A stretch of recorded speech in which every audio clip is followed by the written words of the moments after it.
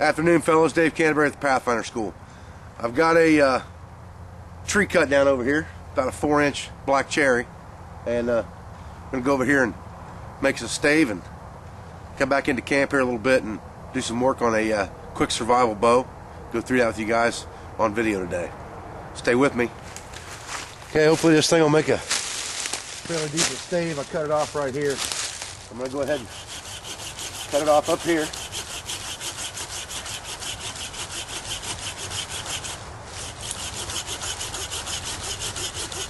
A good piece of hardwood, that's for sure. Taking this Paco a little while to get through there. Now I'm going to lift this up just a little bit, support it. I don't want to pinch that saw blade.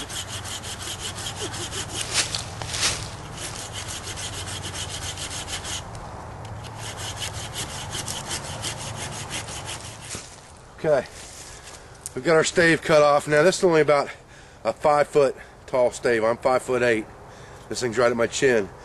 This is actually shorter than I would really consider to be optimum. I would want my bow to be at least 5.5 foot long.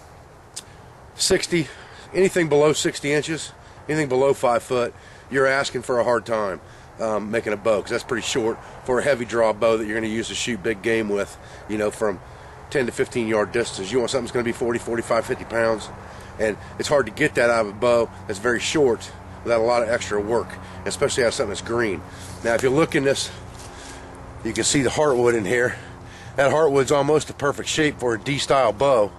Unfortunately, I don't think we're going to be able to get it down to that exact spot all the way around, and that one growth ring all the way around the bow to try to get what we want out of it. But we're going to work with this thing a little bit and see what we come up with. Hopefully it's not too knotty on the inside. It does have some growths coming out of it in a few places, and knots can be a pain in the butt. But we'll see what we can do with it. Here, let's get it split down and see what we got. Alright, now set that up against a tree there. Just whack it one time with my axe to split it down.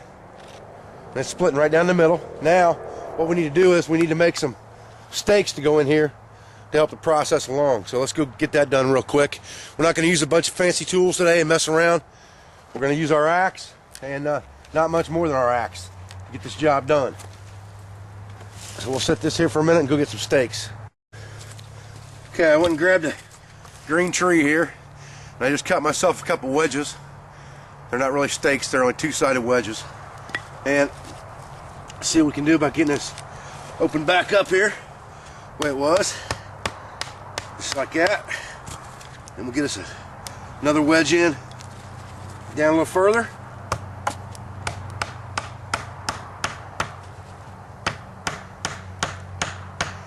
Now we need a little bit better angle put on it. Not quite sharp enough on the angle. So we'll just trim that down a little bit, just like that. Get that angle a little bit steeper, just like that. Once we've got that done, then we should be better off by getting that in there. Stand that dude up straight.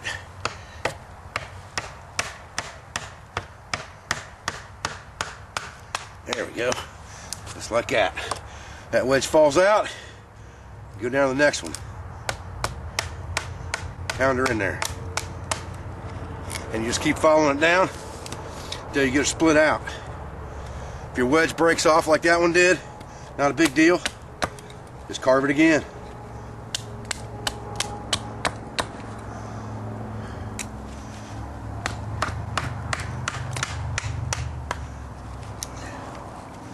Now splitting on a knot right here. We already had one side of it split off a little bit on this side where we cut it down initially. So that's okay. That's going to give us a thicker piece right here to work with for a stave, so that's not going to bother me too much. We're going to look at splitting it down again anyway on the side here in just a second.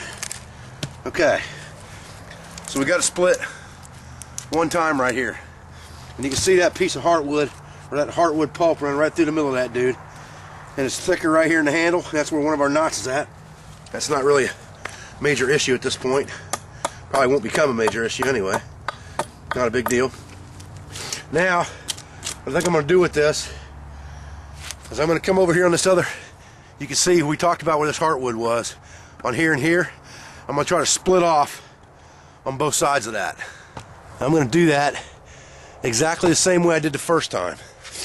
And I'm just going to take a good spot and come down top of it, just like that, and split it. You can see how it's split right down. Now we'll take this over on the ground, we'll split that off, and we'll do the other side. Okay, now we got a spot right here on the side of this shaft where there's a knot. We actually broke one of our stakes off in it, so that's okay. I'll go ahead and put my axe in there, and I'll just baton that dude, just like that.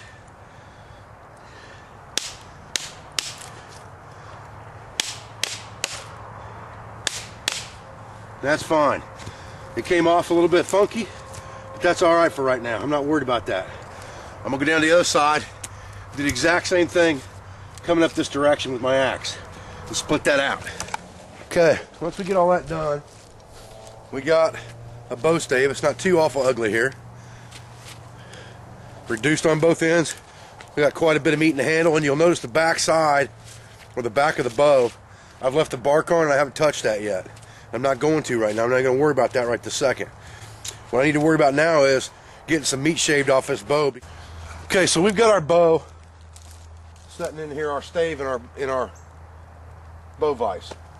Now what we need to do is, remember I told you we're not going to use a lot of complicated tools for this. We've got our axe, and we can do a lot of this work just by standing the stave up and whacking down on it with our axe and taking it off bit by bit. But when we get down to some finer work, we're going to want to draw a knife. Now, since I said we're not going to use a whole lot of tools for this, I'm going to show you how to turn your axe into a draw knife. Okay, now I told you we weren't going to use a whole lot of tools to work on this bow. So one of the things that we're going to want sooner or later is we're going to want a draw knife.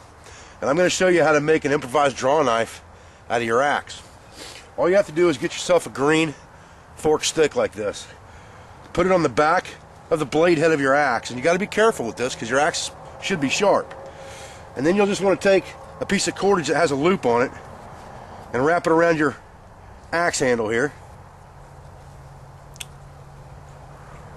Pull your cordage through the loop so that you have something to draw against.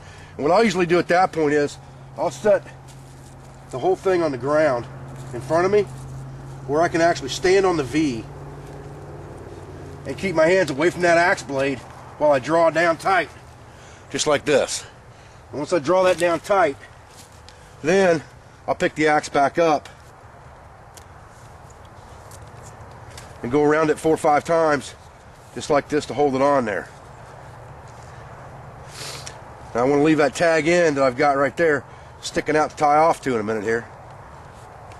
So I'll just kind of lash that right to that axe head, like I said, being careful because your axe should be pretty sharp. And then I'll just tie that off in like a square knot. Keep my axe head away from me like that so that I'm not in danger of getting cut by the blade.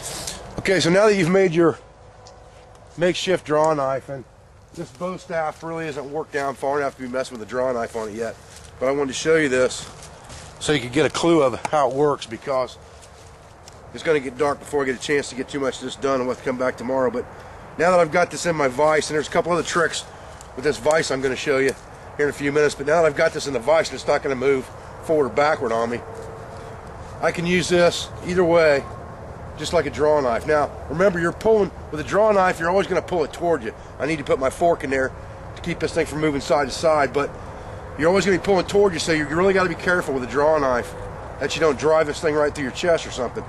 But if it's sharp enough, you're not going to have to worry about that. And you can see this thing's taking off real fine shavings off that bow, and I can do it up here close to my body as long as I'm careful, and I've got a protective layer of clothing on anyway, so as long as I don't just jerk the thing and ram it into my chest, I can work up close too and be okay. And that's how you improvise a draw knife or a plane with your axe, a hand plane with your axe, and it works pretty good like that. Now the other thing I want to show you real quick over on the back of this bow vise, you're going to have the tail end of this bow sticking out on this bow vise pretty bad most of the time when you're working, and if you let pressure off the vise, the end of it's going to want to flip up in the air on you and fall out. So what I've done is I've just hooked a loop of rope around it from the 2 trees that my vise is on, and the rope has a loop tied in it right here, and there's another loop tied in the rope up at the top up here. It's just tied off with a quickie release knot. And what that loop allows me to do is, as I move this bow back and forth in the vise, I can actually just pull on this. I can pull on this one rope and lift the back end of that thing up, so it makes it like a pulley, and it works just like a pulley system that way. And then if I bring it back further, I can let the slack out of it, and all I have to do is pull it up tight to move it forward, and then just tie it off, and the end is always supported that way if there's a lot of weight out on this side. Then I've always got this weight supported. And then once I get it to where I want it, where I'm going to work with the bow, and this slack piece you don't have to worry too much about, I'll just take and tie another quick release knot in it right there,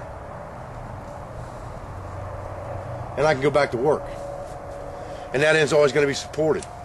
Yeah, I had one more thing I wanted to share with you guys before we signed off this video tonight, and we'll get back on this bow probably tomorrow or the next day, quick as I can get back out here. I talked about this a little bit in a video I shot the other day, and I actually didn't have the camera turned on when I was going through the segment, and people were like, "What? I missed that. Where's it at?" And, well, it's my fault. It's not you guys' fault. A fireman sent me an email not very long ago, about a week ago, and he said, "Dave," he said, "I got a little tip or trick for you." And of course, I love that. He said, those vice grips that you're using, those 6-inch vice grips that you're using on your Common Man kit, he said, if you take that bolt, that adjustment bolt out of the back, and you replace that with an eye bolt, he said that gives you the versatility of being able to lash rope to it or hang it off of something, and it gives it a lot more versatility as far as a tool by having that on there. Plus, if you got gloves on and you're working, it gives you a big knob to grab onto for adjusting it, and it just makes it a heck of a lot more convenient as a tool. So I took my vice grips, threw them in my pocket, went to Menards, pulled the bolt out, and just fished around, found the bolt that fit right. And I don't even know what size this is, to be honest with you. And then I just lock them in place, give it about 1/2 turn after they're locked in, so it's like that. And you can hang that, right off your carabiner if you wanted to, as part of your EDC, just like that. And you've always got that tool there, or you can keep it in your backpack. But it just adds a lot of versatility to a tool that's already great, and this makes it 100 times better. So this came, I apologize that I don't know the gentleman's name that sent me this email, but I'm thanking you now for sending me that email. Like I said, the gentleman's a fireman, and he said all the firemen that he worked with, they carry these multi-tool, or these vice grips, and this is what they do. They put this eye bolt in the back of them. So I think that's a really great idea, and I appreciate that. And this is what it's all about, guys, learning together. And I wanted to share that with you guys today because I thought that was such a fantastic idea. So my name is Dave Canterbury from the Pathfinder School. I appreciate you guys. Excuse me, it's kind of cold out here today, and I've already got a cold. I appreciate you guys joining me for this video. I appreciate your support. I appreciate your views. The auction is going fantastic, and I thank you for all your support of the Pathfinder youth as well. And my name is Dave Canterbury, and I'll see you in the next video. Thank you very much.